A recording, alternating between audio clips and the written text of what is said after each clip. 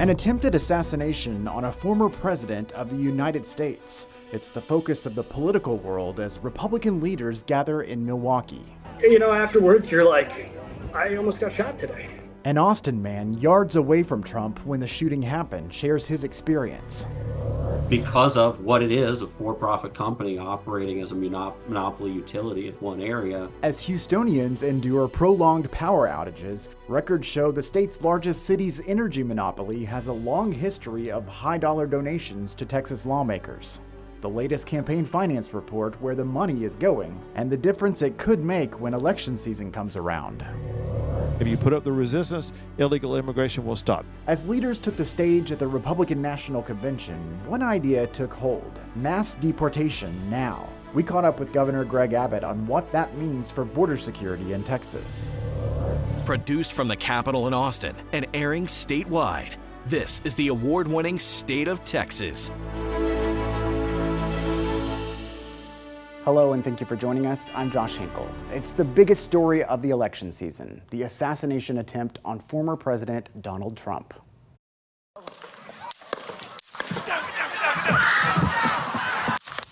Investigators say Thomas Crooks took aim at the former president from the rooftop of a building just 148 yards from the podium. The Republican nominee for president was hosting a rally in Butler, Pennsylvania when the shooting happened. It killed a 50-year-old firefighter who was in the crowd that day. Crooks shot two others before Secret Service shot and killed him. Ben Schrader, a Texan invited by the Trump campaign to attend the rally, met the former president just minutes before the shooting. He first shared the story of his close call with me after the event. Where were you sitting in relation to the president? If you're looking at the stage, I was sitting on the left of the stage at the very front of the left, basically right next to the stage, was a VIP section, special guest sections. We were close to him. I mean, maybe like 50 yards, probably less than that. He's up there, he's talking, and I hear something that said, "Take a look at what a happened." quiet, up, up, up, up, up, up. I would say that, like, my best guess, I don't know, was like 8 or 9 shots. It was a lot.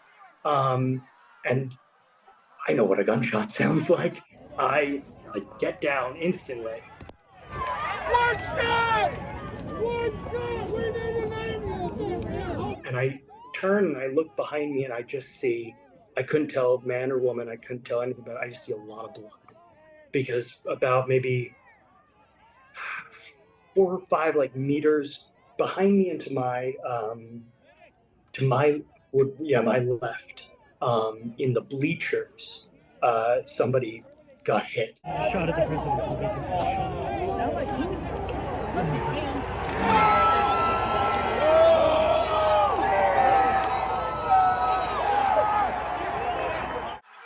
And so I look over up towards where the president is, and I see him kind of do like this motion, and then I see him just hold up a fist in the air.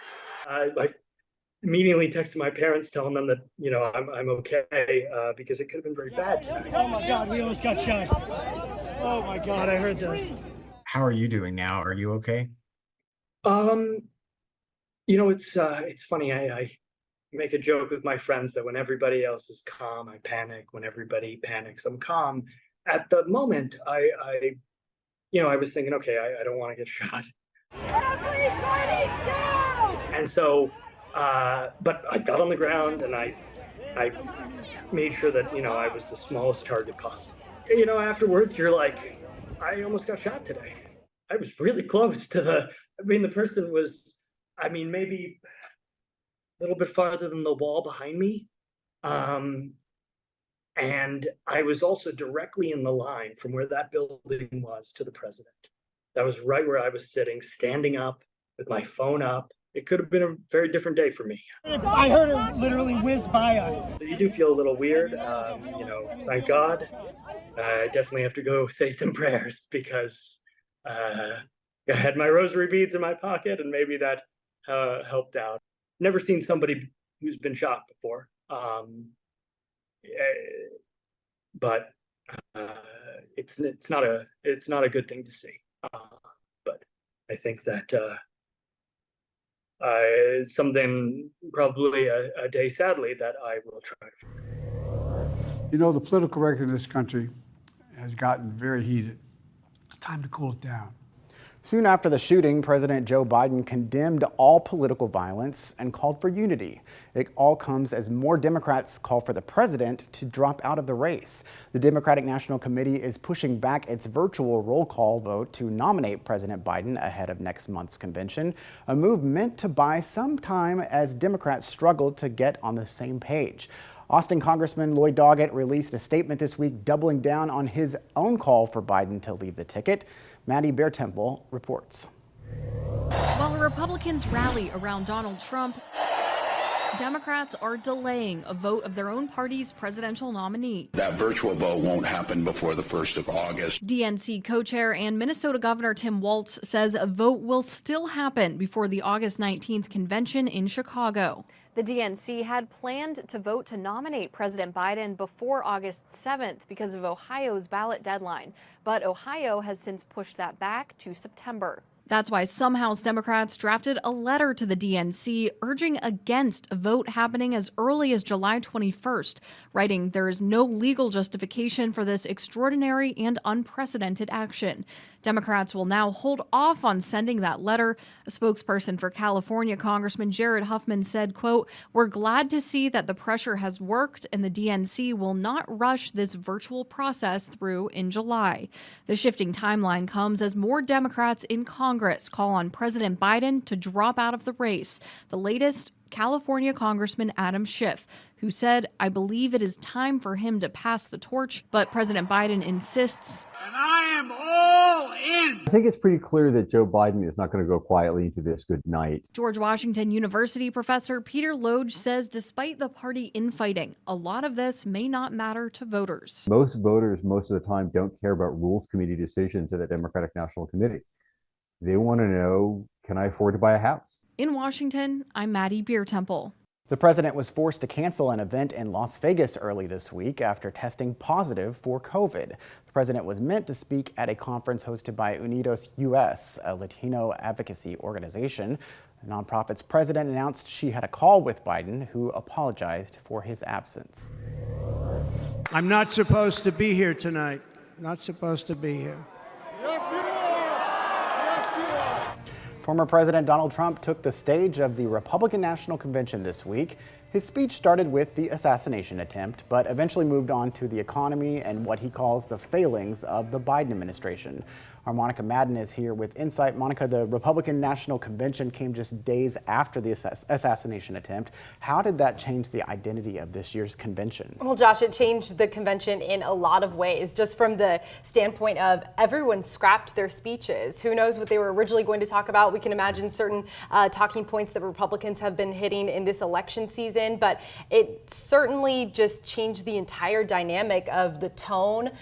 Even the speakers, for example, we had Nikki Haley, who of course was running against Trump in the primary. She was a last-minute invite. She says the former president invited her to speak specifically to calls for unity. And what stood out in her speech was she said, you know, that she has had her fair share of disagreements with the former president, but was focusing on the things that she does agree with him on. And that's when she formally endorsed him for his bid for re-election. And she talked to wanting to speak to the Republicans who might not align with Trump 100% of the way. And so we also got a lot of that more unifying tone from J.D. Vance, of course, now Trump's running mate. So really just changed the overall tone. I think there was a softer approach. We had a lot of the speakers trying to show even a softer side of Trump, who is known for his kind of bombastic energy. So it definitely, the whole mood was completely different in light of that assassination attempt. All right, Monica, thank you very much. Thanks for having me. One night of the Republican National Convention focused on Make America Safe Again. Speakers repeatedly blamed President Biden's policies for illegal border crossings. Throughout the event, blue and red signs held on the convention floor spelled out mass deportation now. We caught up with Texas Governor Greg Abbott about the future of border security. Former President Trump called for a mass deportation. Texas, of course, would be a big part of that. The logistics may fall on the state. How do you feel about the state being prepared for participating in such an operation? Well, for the most part, there won't be that much logistics by the state other than one that already pre-exists. And that is, if you follow the law, all local governments are supposed to comply with ICE detainer requests. There have been too many sanctuary cities across the country, so much so we wanted to make sure that did not exist in Texas. I signed a law in Texas banning sanctuary cities, requiring every city, every county in the state of Texas to comply with ICE detainer requests. So in Texas, we already have the infrastructure in place that would collaborate with the federal government to the extent that they want to identify, locate, and arrest people who are here illegally. Even from an infrastructure side, as far as manpower, if the deportations take place, the Texas border, though, is their next stop potentially. Do you feel that Texas and perhaps Operation Lone Star is prepared, or do you feel there may be a need to even enlist more National Guardsmen and local police into the effort that Texas has at its southern border? What President Trump will do, he will double down on that effort. He won't need our National Guard because he will be actually using the Border Patrol agents to do their job. What Biden has Border Patrol agents doing is doing paper processing, not patrolling and defending the border. What Trump will do, he will reauthorize, once again, the Border Patrol to do their job, and that's to deny illegal entry, as well as to use ICE for what they're intended to do, and that's to apprehend people who come across the border illegally. Preventing disaster. Major safety changes are coming to hospitals in one Texas city. The tragedy killing one person and hurting 5 others that led to a statewide investigation into safety in emergency rooms. Disturbing allegations drowning a Texas nonprofit in scandal. The claims in a new federal lawsuit over the treatment of highly vulnerable children.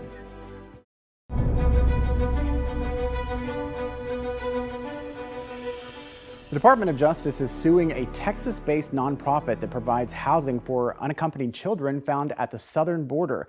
That lawsuit alleges a pattern of sexual harassment and abuse of those children. Southwest Key is the largest care provider of this type. It operates 17 shelters in Texas and has received nearly $3 billion from the federal government for its contract work. Our Monica Madden has been digging into the lawsuit. The federal lawsuit alleges a pattern of abuse for nearly a decade, claiming multiple Southwest Key employees harassed and abused these unaccompanied minors as young as 5 years old up to teens shy of 18 years old. When unaccompanied minors arrive at the U.S. at the border, they're taken into federal custody and then transferred to providers like Southwest Key, who give shelter and care for these kids. But the lawsuit claims there has been a pattern of abusing this vulnerable population at multiple facilities. The complaint says in some cases, Southwest Key employees threatened children to maintain their silence, saying they, quote, exploited the children's vulnerabilities, language barriers, and distance from family and loved ones. Some examples of abuse include solicitation of nude photos, sexual abuse, rape, leering, and inappropriate touching. The basis of the complaint says Southwest Key violated the Fair Housing Act through alleged discrimination in housing because of sex.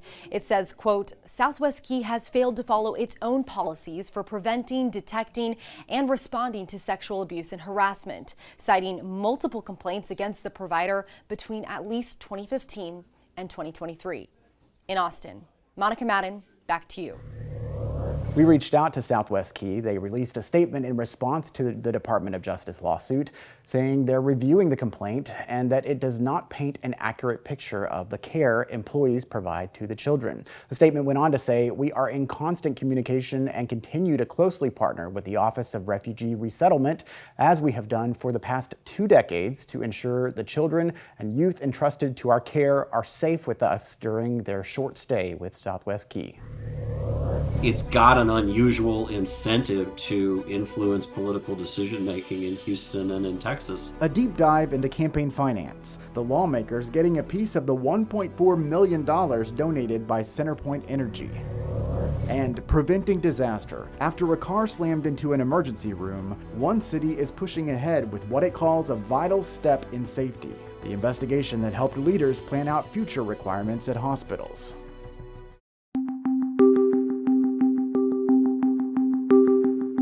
An update now as our investigation leads to major safety changes in Austin. Following our coverage of a deadly car crash into a hospital, City Council unanimously approved tougher security requirements at hospitals across the city.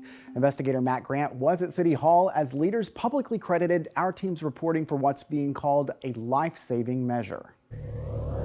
The consent agenda is adopted. With that, the Austin City Council unanimously set into motion a plan to increase security at city hospitals. It comes 5 months after a drunk driver died crashing into the ER lobby at St. David's North Austin Medical Center, seriously injuring 5 others. Since then, St. David's installed vertical security barriers called bollards at its ER entrance, something our ongoing investigation found could have prevented this and more than 300 similar crashes at medical facilities across the country in the last decade. I also want to give a special thank you to KXAN's Matt Grant, who's in the back of the room. His diligent investigative coverage brought this issue to light. Councilmember Mackenzie Kelly drafted the resolution in response to our reporting. It calls for a code amendment to require crash-rated bollards at all new hospitals. Kelly said she was deeply grateful to the Bernard family, among those injured in the crash, who have shared their story with our team. The awareness generated from your experience is driving significant positive change in your community to prevent such tragedies from occurring again. Councilmember Vanessa Fuentes, who co-sponsored the resolution and also promised action following our investigation, called this a crucial and vital safety step. The city will now examine incentivizing existing hospitals to voluntarily install bollards and, in some cases, trigger a requirement when new permits are filed. St. David says it will work with policymakers to ensure compliance with any new laws. The hospital has not commented on the $1 million lawsuit it faces for not having bollards at the time of the crash. I would want to let the family know that while they experienced a tragedy, it's my hope that this never, ever happens again. The city manager is now tasked with coming up with a code amendment to implement these changes. That must be done by the end of October, when it will be presented to the council for a final vote, which Kelly is confident will also pass. At Austin City Hall, Matt Grant, State of Texas. Thanks, Matt. Our investigation has also sparked movement beyond Austin in a handful of other Texas cities. And we know one state senator is now also looking into a statewide bollard requirement. And a Texas congressman just sent a second letter to the General Services Administration requesting a safety review of regional federal facilities. Representative Lloyd Doggett says he wants to know how many government buildings like Social Security and Veterans Administration offices are unprotected. Doggett adds the administration informally told him a number of Central Texas facilities lack safety bollards, telling us this week, as I continue encouraging greater safety, I'm grateful for your team's investigative reporting that has helped spur a necessary push for change and accountability. Catch up on our complete reporting, including an interactive safety look at medical facilities in your area. Look for a link in this story in the Texas Politics section of this station's website. It's not that money's determinative, but without it, you can't compete. Campaign finance, an in-depth look at where the cash comes from, where it flows, and the big donor backing former President Trump.